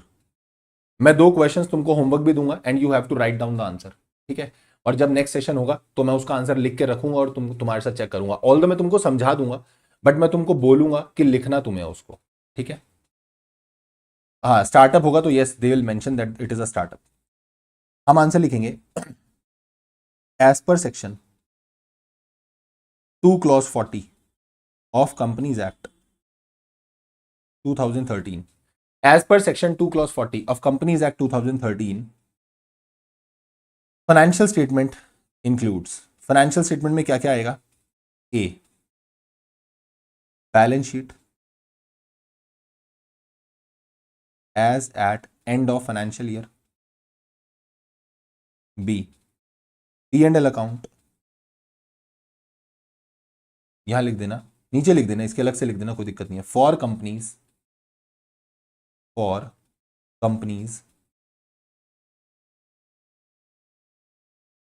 Companies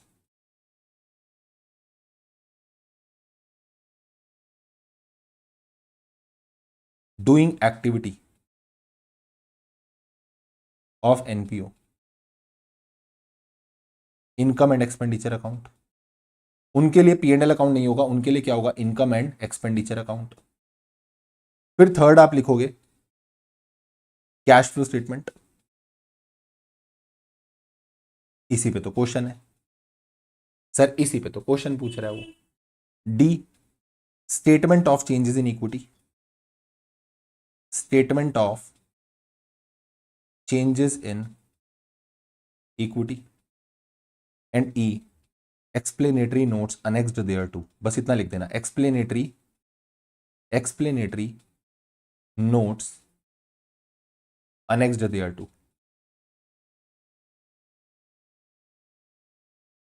explanatory notes annexed thereto. ठीक है बेटा, ठीक है सर। अब हम यहां लिखेंगे provided 1 person company, small company, dormant company and private company which is a startup may not include may not include, Saturday को भी हो सकता है भाई, आज थर्सडे है, सैटरडे को रख लेंगे सेशन, कौन सी दिक्कत है। कल ना रख के सैटरडे रख लेंगे, संडे नहीं रखेंगे। May not include cash flow statement, may not include cash flow statement. अब हम लिखेंगे यहां पे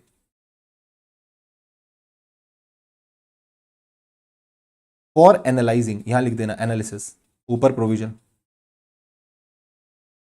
फॉर, यस सभी चैप्टर्स के होंगे, यस ऑल चैप्टर्स के the sessions will be completed.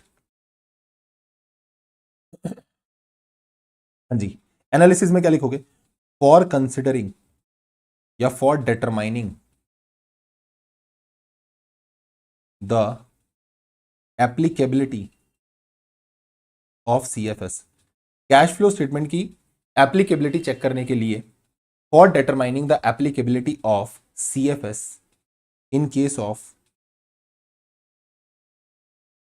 Soni private limited, we need to analyze, we need to analyze that whether Sony Limited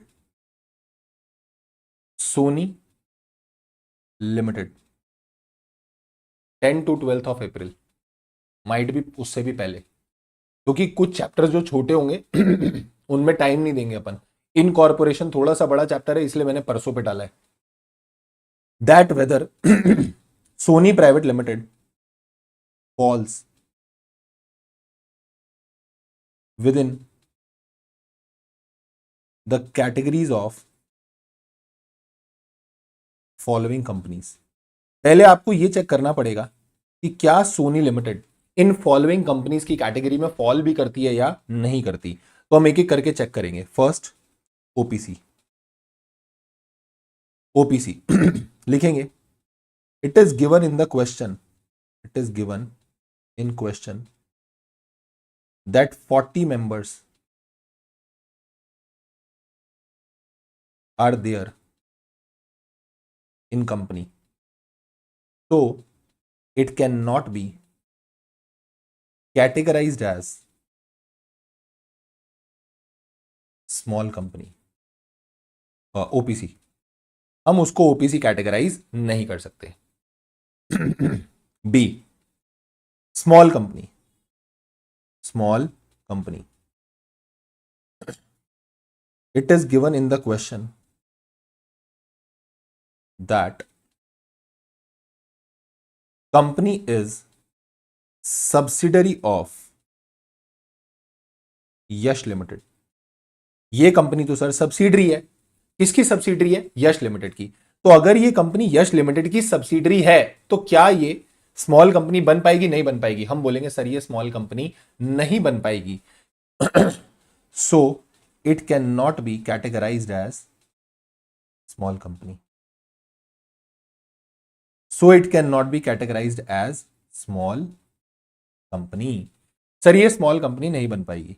फिर उसके बाद सी अगर हम लिखेंगे सी अगर हम लिखेंगे,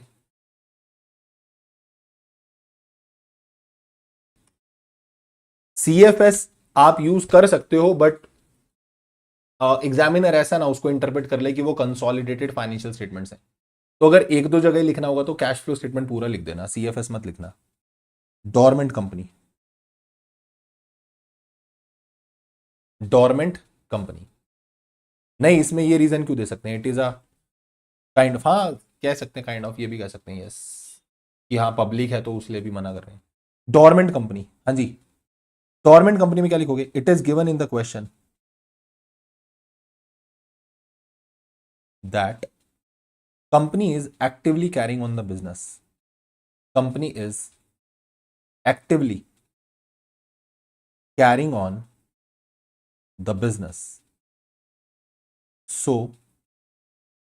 so it cannot be categorized as small company, so it cannot be categorized as small company। अले यार कल का कर ले हो, dormant company, sorry dormant company, it can not. Sir आपको स्मॉल कंपनी ज्यादा ही पसंद आ गई, नहीं, it can not be categorised as dormant company. अब आते हैं डी। सुनना जरा। आगे बोला प्राइवेट कंपनी स्टार्टअप वाला, ठीक है, तो इसने बोला this company is not a startup as it is nowhere given in the question, as it is nowhere given in the question। Sir ये तो क्वेश्चन में कहीं दिया ही नहीं है। Moreover this private company Sony private limited is a private company. वो P word ऐसे लिख देते हैं प्राइवेट के लिए, ये ध्यान रखना, this is for private, PVT, Sony private limited. Moreover this private company is a subsidiary of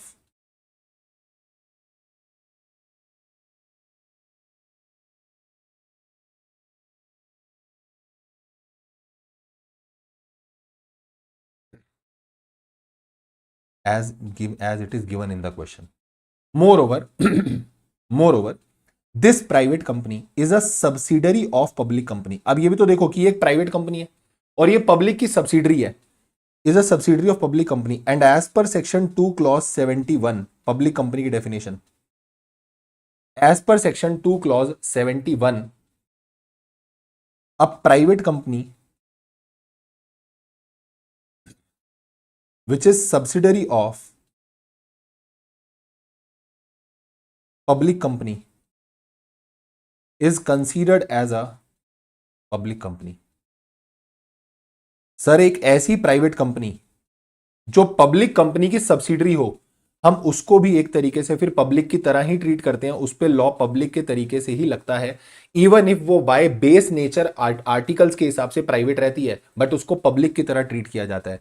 so we can say that it is not a private which is a startup. तो last में आप conclusion डालोगे, conclusion on the basis of above, on the basis of above provisions and analysis, it can be concluded that it can be concluded that it can be concluded that Sony Private Limited is mandatorily required, ये word highlight कर देना, mandatorily required to prepare cash flow statement as the company is not categorized in any class of company, in any class of company which is mentioned in proviso, which is mentioned in proviso। ओ लल्लू ऐसे करके लग रहा है तेको कि तूने ज्यादा लिखा है, कितना लिखा है देखियो, 5 नंबर में हमको इतना लिखना पड़ेगा, इसको लाइन वाइज लिखोगे, ये तो पेज भी ऐसे है, प्रॉपर उसमें पेपर में लिखोगे तो थोड़ी इतना ज्यादा लगेगा। एक तो हमसे मेहनत होती नहीं है, अक्षय भैया बोल रहे 5 नंबर में मेरे को इतना ज्यादा लिखना पड़ेगा। चलो आगे, यहाँ तक क्लियर है? बोलो, अरे बोल दो ना। लल्लू। ओ भाई, भाई देखो तुमको लल्लू उल्लू में प्यार से बोल सकता हूँ, ऐसा है ना, ठीक है, नालायक बोल दूँ, लल्लू बोल दूँ तो प्यार से बोलूंगा। अच्छे अच्छे बच्चों ने तुम ले प्याले वाले बच्चों तुम, तो तुमको लल्लू से बोल ही सकते हैं यार, ठीक है। चलो नेक्स्ट क्वेश्चन पे आते हैं। ये क्वेश्चन तुम मुझको पढ़ के फटाफट से आंसर दोगे, और इसका आंसर ऊपर से अपन प्रोविजन स्किप कर देंगे, क्योंकि जो रिपीटिशन हो रहा है, अगर दोबारा प्रोविजन लिखना है हमको स्मॉल कंपनी का, मैं तो देखो कॉपी पेस्ट कर लूंगा, ठीक है, बट उसके बाद फिर तुम कैसे करोगे, तो अपने को टाइम भी तो थोड़ा सा सेव करना है ना। लास्ट वाला पार्ट दिखा दो, ये लो। सर आप कहाँ से हो? I am from Delhi. अपन दिल्ली से हैं। अरे यार, गाने इतने बेकार, क्या कर सकते हैं।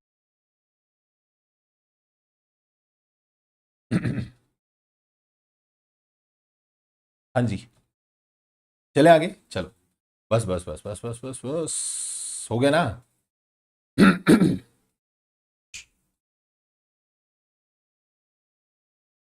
अहमदाबाद आ जाओ, ठीक है, अहमदाबाद आ जाएंगे। क्लास के लास्ट में तुम लोग मेरे को बताना तुम लोग कहाँ कहाँ से हो, ठीक है। चलो, क्वेश्चन नंबर 5 अच्छा क्वेश्चन है, पढ़ना। Coastal Private Limited is the subsidiary company of Celesta Private Limited. There is a company that is called Coastal Private Limited and that is subsidiary of Celesta Private Limited. ठीक है। As per the profit and loss account for the year ended 31st March 2023 of Celesta, यानी हम किसकी बात कर रहे हैं, इस कंपनी की। ओके, यानी ये इस कंपनी की होल्डिंग है और ये इस कंपनी की सब्सिडरी है। ओके सर, होल्डिंग कंपनी और सब्सिडरी कंपनी है। Is it clear? As per the last profit and loss account of Celesta, यानी उस होल्डिंग कंपनी की बात हो रही है, its turnover was 1.9 CR। Delhi में कहां से? दिल्ली में नियर टू आदर्श नगर, आजादपुर मंडी सुना है ना, उसके पास ही। Celesta Private Limited, its turnover was 1.9 CR and paid up share capital was rupees 70 lakh. इसकी paid up share capital 70 lakh है और टर्नओवर 1 करोड़ 90 लाख है। भाई ये तो दोनों लिमिट के अंदर है। The board of director wants to avail the status of a small company, but company secretary भैया जो थे वो थोड़े से पढ़ाई करके आए हुए थे, उन्होंने होमवर्क किया हुआ था और उन्होंने बोर्ड ऑफ डायरेक्टर को बोला कि वो डायरेक्टर सुन, तुम पागल हो। ये जो डायरेक्टर्स है ना, इन्होंने बोला कि भैया हम क्यों पागल है, तो सीएस साहब बोले आप इसलिए पागल हो, इस कंपनी को स्मॉल कंपनी कैटेगराइज नहीं कर सकते। अब वो आपसे पूछ रहे हैं, बताओ कंपनी सेक्रेटरी ने ऐसा क्या बोला कि डायरेक्टर्स को ये बोलना पड़ा कि भैया कंटेंशन चेक करके बताओ। यानी कंपनी सेक्रेटरी की कंटेंशन सही है या नहीं है, आपको मुझे ये बताना है। अब आप लगाओगे सीधा सीधा लिमिट कि भैया प्राइवेट क्या बोलते हैं, ये कंपनी है, पहली बात तो प्राइवेट कंपनी है, तो ठीक है, बेस कंडीशन तो पूरी हो गई प्राइवेट कंपनी वाली। फिर बोला पेड अप कैपिटल 70 लाख है और टर्नओवर 1 करोड़ 90 लाख है, तो 4 और 40 के अंदर है, तो भैया ये तो क्या हो गया, स्मॉल कंपनी हो गई। पर ये स्मॉल कंपनी नहीं है क्योंकि ये सब्सिडरी है। भाई ये कंपनी होल्डिंग है, ये कंपनी इसकी सब्सिडरी है, इनमें होल्डिंग सब्सिडरी रिलेशनशिप है। सेलेस्टा प्राइवेट लिमिटेड का स्टेटस आप चेक करना चाह रहे हो and that company is a holding company, how you can say that that company is a small company. एक चीज और बताऊं, जब स्मॉल कंपनी का क्वेश्चन आए ना, शुरू में देख लेना जिस कंपनी के स्टेटस की बात हो रही है वो कंपनी पब्लिक हुई तो आंख बंद करके वहीं समझ जाना वैसी वो स्मॉल कंपनी से बाहर हो जाएगी, क्योंकि तुम बेस कंडीशन से ही बाहर हो गए। स्मॉल कंपनी होती ही हमेशा प्राइवेट कंपनी है। बात समझ में आई? अब मैं क्या करूंगा पता है, थोड़ी सी चीटिंग जो तुम नहीं कर पाओगे, पूछो क्या? बस ये, बस मैं थोड़ी सी चीटिंग करूंगा, आपको बस इतना कर लेना है, ऐसे ऐसे कर लेना, ठीक है सर? ये गंदी बात नहीं है, अरे तो तुम प्रैक्टिस करके देखोगे ना। तुम प्रैक्टिस नहीं करोगे? अच्छा बेटा, अच्छा। सर कितने गंदे हो आप। अब कोई बात नहीं, इधर आओ। आंसर नंबर हम लिखेंगे, answer number 5। Answer number 5। So this is the provision of the small company. अपन ने लिख दिया पूरा स्मॉल कंपनी का प्रोविजन। अब हम यहाँ पे क्या लिखेंगे लास्ट में? यहाँ लिखेंगे सर हम एनालिसिस, फैक्ट्स एंड एनालिसिस। और फैक्ट्स एंड एनालिसिस में क्या लिखेंगे? नो सर, चीटिंग है ये, आपने हमारे साथ गलत करा है। कोई बात नहीं, थोड़ा थोड़ा सा लिटिल बिट चलता है, तुम लोग नोट करोगे, थोड़ी थोड़ी तुम भी तो प्रैक्टिस करोगे। टंट बन रहे हैं, लिखो। इन the given case, in the given case, in the given case कह रहे आपको भी प्रैक्टिस करनी चाहिए थी, हमने कर ली थी, ठीक है। इन the given case the paid up share capital is rupees 70 lakh and turnover of previous financial year is rupees 1.9 CR, though Celesta Private Limited complies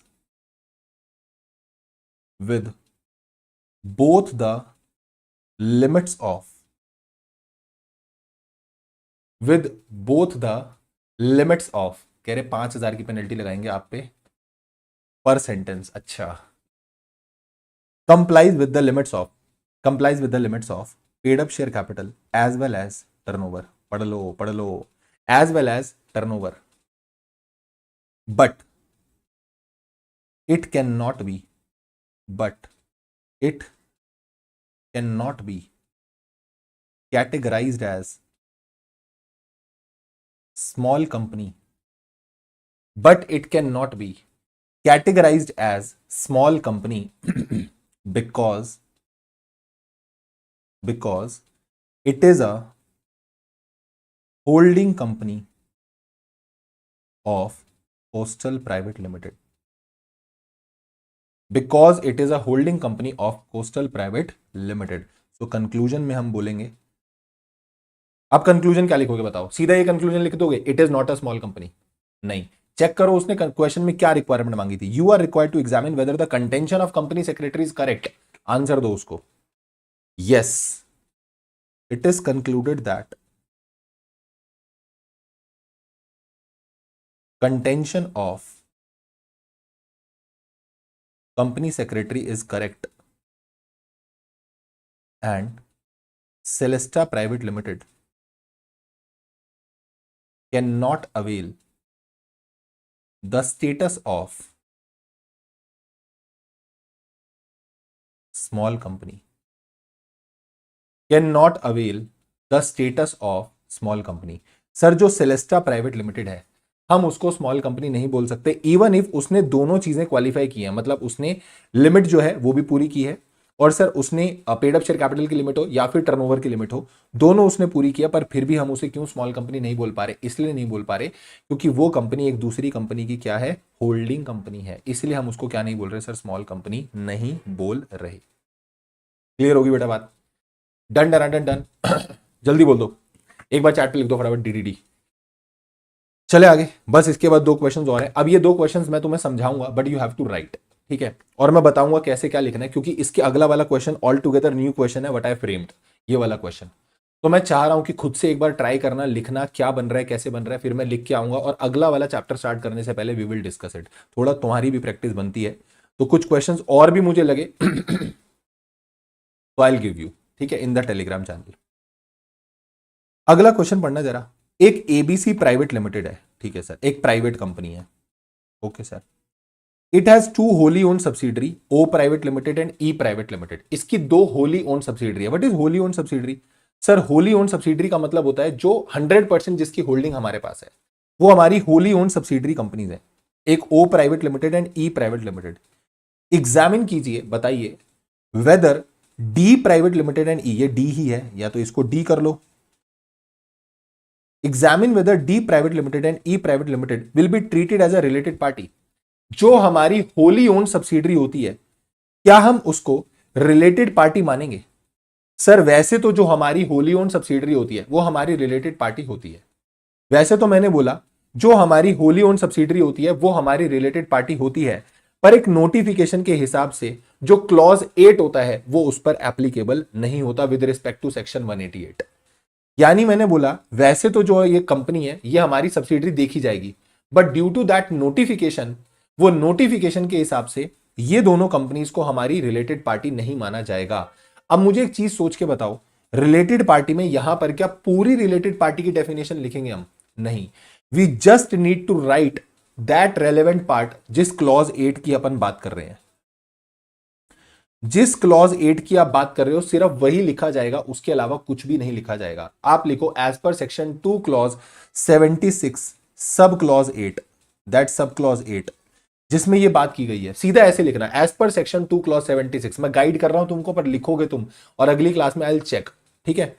as per section 2 clause 76 sub clause 8 this is a related party with reference to a body corporate. एक body corporate के reference में इसे related party माना जाएगा। फिर वो 3 clause लिखोगे, उसके पॉइंट लिखोगे, फिर लिखोगे however as per notification number this clause 8 is not applicable so we can conclude that it is not a related party. कर लोगे?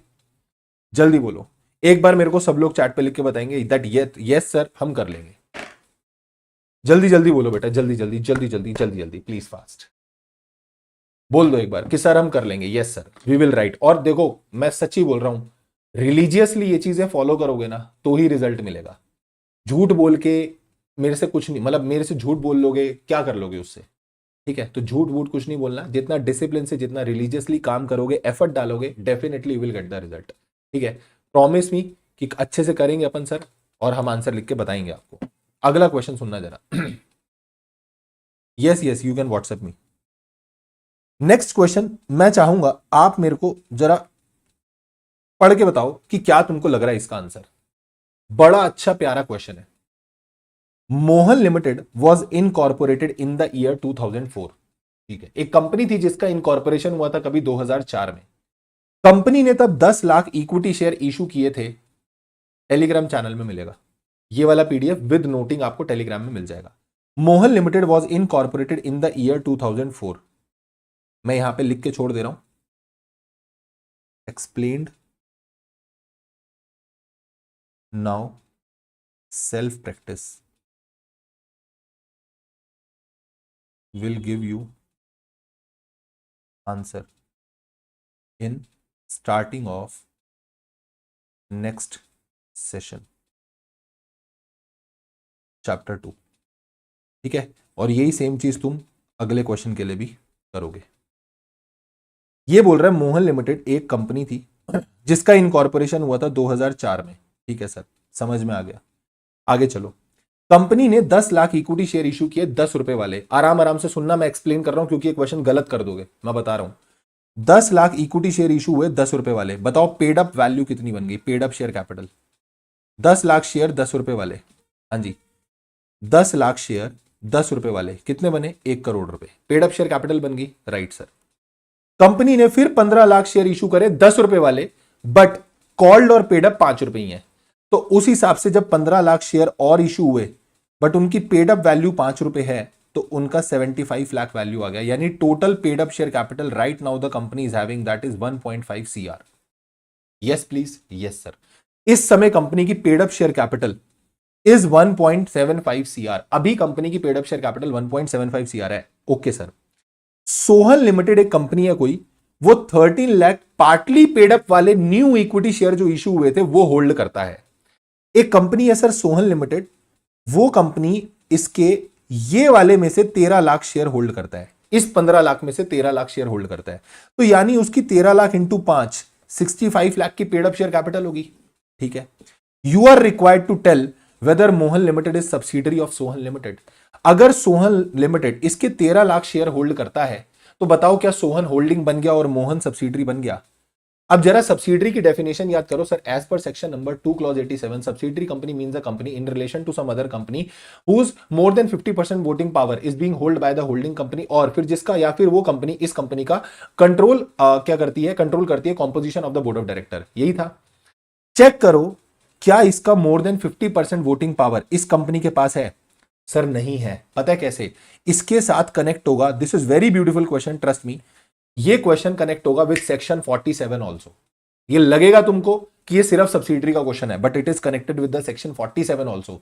Section 47 is given in share capital in debenture chapter, और section 47 ये बोलता है yes yes पुनित, section 47 ये बोलता है कि भैया जो वोटिंग राइट्स होते हैं ना, that are always in proportional to the paid up share capital. वो हमेशा इन प्रोपोर्शनेट होंगे to your paid up share capital. अगर आपकी पेड अप शेयर कैपिटल के प्रपोर्शनेटली आपके वोटिंग राइट होते हैं, तो इसके पास वोटिंग राइट आधे हैं ही नहीं, क्योंकि 1.75 सीआर की आपकी पेड अप शेयर कैपिटल है। सो इसका हाफ अगर मैं करूंगा दैट इज नॉट 65 लाख, वो उससे कम है। इस भाई के पास हाफ से ज्यादा शेयर्स हैं। Yes I agree, total share 25 lakh है, इसके पास 13 लाख शेयर है। आधे से ज्यादा नंबर ऑफ शेयर्स हैं, but number of shares does not matter at all. यहां पर मैटर क्या करेगा सर, यहां पर मैटर करेगा वोटिंग पावर। तुम्हारे पास वोटिंग पावर है या नहीं है, तो मैं बोलूंगा no, this company is not having voting power more than 50% of this company. So we can conclude that no, it is not a holding company, this company is not a subsidiary company. But यहां पर तुमको section 47 की एक line coat करनी पड़ेगी। Section 47 states that, section 47 states that the voting power is in voting power is in proportion to the paid up share capital. Number of share is not relevant. Voting power is in proportion to the paid up share capital. क्या ये बात समझ में आ गई है? बोलो। तो answer तो इसका बनेगा नहीं सर, आंसर तो इसका आने वाला है नहीं। गिव रीजन, हम बोलेंगे answer is no. Is it clear बेटा जी? जल्दी जल्दी बोलो। पार्टली पेड अप शेयर्स को होता है, मैं ये नहीं बोल रहा पार्टली पेड अप शेयर्स पे वोटिंग राइट नहीं होता, बट उतना ही तो होगा ना। आप ये थोड़ी बोलोगे कि 25 लाख शेयर में से मेरे पास 13 लाख शेयर्स हैं तो मेरे पास मोर देन 50% वोटिंग पावर आ गई। Generally 1 share carries 1 vote. तो अगर इस भाई के पास 65 लाख रुपए के शेयर्स है ना, तो इसके पास वोटिंग भी उतनी है। पर इसके लिए एक बार 1.75 का 50% निकालना कितना आएगा? 1.75 का 50% निकालो, कितना आएगा? 75 का आधा 37.5, 87.5। 87.5। तो अगर इसके पास 87.5 लाख के शेयर्स होते तो मैं बोलता कि इसके पास एग्जैक्ट 50 है। यानी ही this company must be holding more than 87.5 lakh shares. But if this company is not holding more than 87.5 lakh shares, this company cannot be considered as a holding company and this cannot be considered as a subsidiary company. आप इसको holding subsidiary consider नहीं कर सकते हो। बात समझ में आई? बोलो बच्चे, क्लियर है यहां तक? And by this we have beautifully completed the questions. MCQs मैंने तुमको बोल दिया है, वो भाई कराएगा, टेंशन ना लेना। एमसीक्यू के अलग से सेशन लूंगा जिसमें एमसीक्यू कराऊंगा अलग से, बट पहले क्वेश्चन आंसर्स कर लो क्योंकि डिस्क्रिप्टिव की भी वेटेज बहुत ज्यादा है। Done done done done. And I hope you people have enjoyed the session. तुमको रिवाइज भी काफी कुछ हो गया होगा और मेरा पर्पस देखो यही रहेगा, मैं यहां पर क्वेश्चन प्रैक्टिस कराते कराते तुम्हारे क्वेश्चंस भी करा दूंगा, साथ में तुम्हारे प्रोविजंस की रिवीजन भी करा दूंगा, और तुमको और भी कोई डाउट रहे तो तुम पूछ सकते हो, कोई दिक्कत वाली बात नहीं है। बट टाइम पास भाई अपने को करना भी नहीं है, यहां पे पढ़ाई करने आए हैं। We want that title in the front of our name, ठीक है? मैं चाह रहा हूं मेरे नाम के आगे सी लग रहा है ना, तो आई वांट दैट टाइटल। मेरे अंदर वो भूख होनी चाहिए, मेरे अंदर वो कमिटमेंट होनी चाहिए that I have to grab it, I have to snatch it, ठीक है? मुझे छीनना है भैया, वो बात खत्म। And for that only you have to work. बाकी सारा टाइम पास जिंदगी में जिंदगी भर चलता रहेगा, but once you will qualify ना, एवरीथिंग विल बी फाइन। तो एक बार वो पेपर पास कर लो, बस वो क्वालिफिकेशन ले लो, उसके बाद मजे करते रहना। बस मैं इतना बोलूंगा कि क्लास बढ़िया लगी हो तो लाइक जरूर कर देना क्लास पे, ठीक है? सारे फ्रेंड्स के साथ शेयर करना, इंस्टेड जिसका भला कर पाओ उसका भला करवा पाना, ठीक है? वो कहते कर भला तो हो भला। और each and every student, I want each and every student to write comment, ठीक है? मतलब एक कमेंट तो तुम्हारा बनता है, और हर क्लास में तुम मेरे साथ लाइव कनेक्ट करोगे, मेहनत करेंगे अपन अच्छे से, और तुम बस तुम्हारा इतना काम रहेगा that you have to like and comment, ठीक है? So that it will reach to maximum number of people, और बाकी सब तक भी पहुंच पाए। और ताकि, क्योंकि पता है क्या, तुम लिखोगे ना तो तुम्हारे बेसिस पे बाकी लोग रिलाई करेंगे, ठीक? So that is all from my side. And I always use to say at my every class, हर क्लास के लास्ट में मैं बोलता हूं that keep working very very hard as someone somewhere is waiting for your success.